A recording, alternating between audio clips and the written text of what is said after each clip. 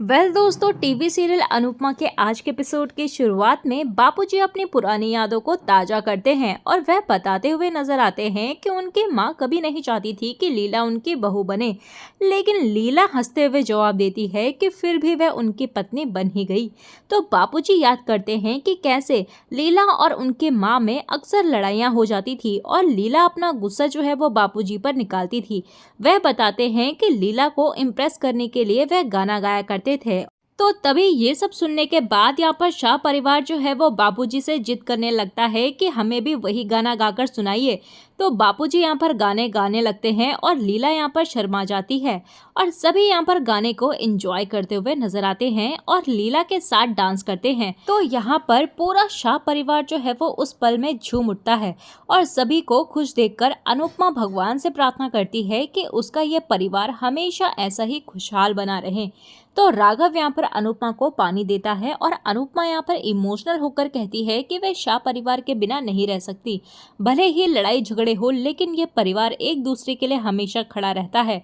राघव उसे दिलासा देता है और अनुपमा के स्टाइल में परिवार की नजर उतारता है और ये देखकर अनुपमा जो है वो मुस्कुराती हुई नजर आती है। दूसरी तरफ यहाँ पर आर्यन जो है वो नशे की लत से जूझ रहा होता है और वह सोचता है कि उसे विथड्रॉवल सिम्टम्स हो रहे हैं। उसे ड्रग्स लेने की तलब उठती है और आखिरकार वह नशा कर लेता है। तो आर्यन यहाँ पर मन में सोचता है कि उसे माही को अपनी आदतों के बारे में सब कुछ सच सच बता देना चाहिए। तभी वहाँ पर राही जो है वो उसके कमरे में आती है और आर्यन यहाँ पर बहाना बनाता है कि उसे फूड पॉइजनिंग हो गई है। तो राही यहाँ पर प्रेम को बुलाती है और प्रेम और राही तुरंत आर्यन को डॉक्टर के पास ले जाते हैं। आर्यन यहाँ पर परेशान होता है कि कहीं डॉक्टर उसकी सच्चाई न बता दें। दूसरी तरफ यहाँ पर मोतीबा को दिखाया जाता है, जहाँ पर मोतीबा जो है वो मीता को देखती है जिसके हाथ पर प्लास्टर लगा होता है और मोतीबा ये देखकर हैरान होकर पूछती है कि क्या हुआ अनिल। तो अनिल बताता है कि मीता जो है वो शादी के लिए डांस की प्रैक्टिस के दौरान गिर गई और कहते हुए नजर आता है कि चिंता करने की कोई बात ही नहीं है, कुछ दिनों में ठीक हो जाएगी, लेकिन डांस नहीं कर पाएगी। तो मोतीबा कहती है कि अभी शादी भी नहीं हुई और अपशकुन शुरू हो गए और कहने लगती है कि बस इसीलिए मैं परेशान हूँ। तो सभी यहाँ पर मोतीबा को समझाते हैं कि वह अपना गुस्सा छोड़कर शादी के लिए खुश हो जाएं। तो मोतीबा कहती है कि अब तुम लोग हमें ज्ञान बांटना बंद करो और अपना काम करो। सभी अपने काम पर लग जाते हैं और इसी बीच यहाँ पर अनुपमा जो है वो तोशु किंजल के साथ वहाँ आती है और सभी अनुपमा को देखकर हमेशा की तरह हैरान हो जाते हैं। तो मोतीबा यहाँ पर ताना मारती है कि अब कौन सी मनहूस खबर लेकर आई हो। तो अनुपमा कहती है कि कोई मनहूस खबर नहीं है, लेकिन ज़रूरी बात है, इसीलिए बिना बताए आना पड़ा। दूसरी तरफ यहाँ पर राही और प्रेम को आर्यन की चिंता होती है और डॉक्टर बताता है कि उसे फूड पॉइजनिंग हुई है और प्रेम और राही के जाने के बाद आर्यन जो है वो डॉक्टर को थैंक यू कहते हुए नजर आता है कि उन्होंने सच्चाई जो है वो बताई नहीं। तो डॉक्टर उसे समझाता है कि ड्रग्स न सिर्फ उसके लिए बल्कि समाज के लिए भी बहुत हानिकारक है। तो आर्यन यहाँ पर डॉक्टर से कहता है कि मैं इसे छोड़ने की पूरी कोशिश कर रहा हूँ, लेकिन आप मेरे परिवार को इसके बारे में मत बताना। दूसरी तरफ यहाँ पर मोतीबा जो है वो पूछती है कि बताइए कौन सी ज़रूरी बात है। तो तभी वहाँ पर अनुपमा मैडम जो है वो मोतीबा को लिफाफा देती है और कहती है कि किंजल से जो भूल हुई है उसकी भरपाई करने के लिए आए हैं। आपने किंजल को माफ़ कर दिया है, उसके लिए आपका बहुत बहुत धन्यवाद और यह आपका बड़प्पन है, लेकिन गलती की भरपाई करना हमारा फ़र्ज़ है। पराग यहाँ पर अनुपमा से कहता है कि इसकी कोई ज़रूरत नहीं है, जो हो गया सो हो गया, अब आगे बढ़ते हैं। तो अनुपमा कहती है कि आगे बढ़ने के लिए कुछ पन्ने बंद करने पड़ते हैं और जब तक हम आपके पैसे नहीं लौटाएंगे ये चैप्टर जो है वो बंद नहीं होगा। तो मोतीबा कहती है कि यह रकम आपके लिए बहुत बड़ी होगी, लेकिन हमारे लिए तो ये चिल्लर से भी कम है, इससे ज़्यादा बोनस तो हम स्टाफ को दे देते हैं।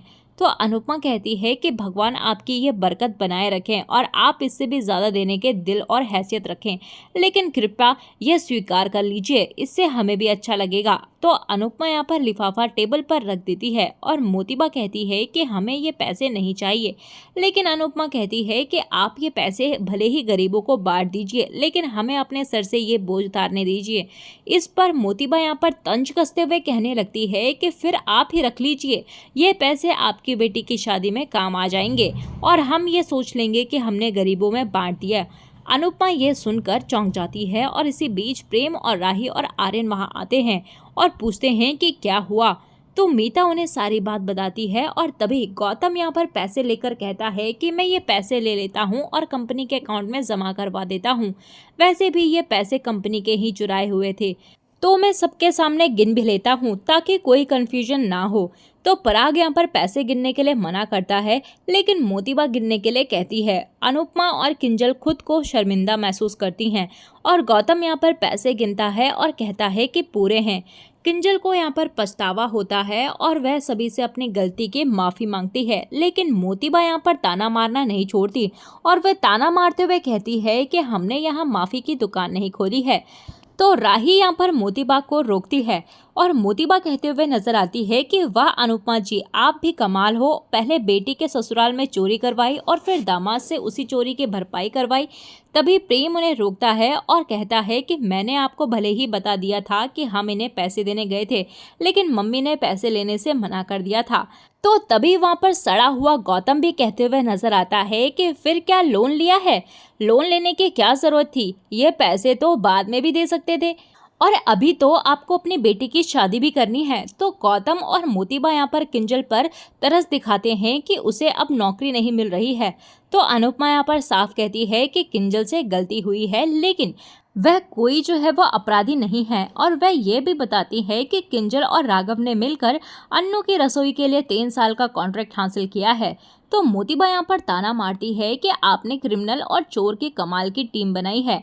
अनुपमा कहती है कि पूरा सच सामने आ चुका है और आपका और आपकी बेटी का झूठ पकड़ा जा चुका है, लेकिन फिर भी आप राघव जी को क्रिमिनल कह रही हैं।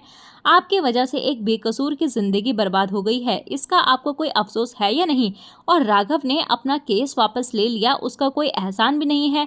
मोतीबा कहती है कि आप कहना क्या चाहती हैं, क्या वह क्रिमिनल हमसे अच्छा है? तो अनुपमा कहती है कि मैं बस ये कहना चाहती हूँ कि वह क्रिमिनल ही नहीं है, क्रिमिनल तो आप और आपकी बेटी हैं। तो मोतीबा यहाँ पर गुस्से में कहती है कि हमने क्या किया है? अनुपमा कहती है कि आपने एक आदमी के 20 साल उसका सुख और उसका सम्मान चुराया है। आप ही बताइए कि क्या ये झूठ है? किंजल और राघव को आप कभी समझ ही नहीं पाएंगे, तो इसीलिए बेहतर यही होगा कि आप इनके बारे में बात ही ना करें। दूसरी तरफ राघव बर्फ वाले बूढ़े आदमी की मदद करता है और अनुपमा के ख्यालों में खो जाता है और वह आदमी उस पर हंसता है। राघव यहाँ पर सोचता है कि आजकल वह अनुपमा के बारे में कुछ ज़्यादा ही सोचने लग गया है। दूसरी तरफ अनुपमा जाने लगती है और तभी मोतीबा फिर से ताना मारती है कि क्या शादी में भी उस राघव के साथ ही घूमेगी ताकि सब लोग बातें बनाएं। तो अनुपमा यहाँ पर हैरान हो जाती है और कहती है कि मुझे तो इस बात का बुरा लग रहा है कि आप एक औरत होकर दूसरी औरत के बारे में ऐसी बातें कर रही हैं। आप श्रीनाथ जी की पूजा करती हैं, फिर आपके उनके बनाए हुए दोस्ती और रिश्ते पर उंगली कैसे उठा सकती हैं? हम समधी हैं, एक परिवार हैं और आप अपने परिवार पर लांछन कैसे लगा सकती हैं? तो मोतीबा कहती है कि आपकी उम्र दोस्ती करने की नहीं है। तभी वहाँ पर अनुपमा भी कहती है कि आप बताइए दोस्ती करने की क्या उम्र होती है, क्या किसी किताब में लिखा है? तो अनुपमा यहाँ पर करारा जवाब देती है कि आप आराम से सोचिए और ढूंढिए, अगर आपको कहीं लिखा हुआ मिले तो मुझे मैसेज कर देना। यह कहकर अनुपमा चली जाती है। दूसरी तरफ आर्यन यहाँ पर शॉपिंग के कपड़े देख रहा होता है और तभी उसे ड्रग्स वाला बैग दिखता है। आर्यन को फिर से नशे की तलब उठती है, लेकिन वह अपने आप पर काबू करता है और ड्रग्स छोड़ने का फैसला करता है।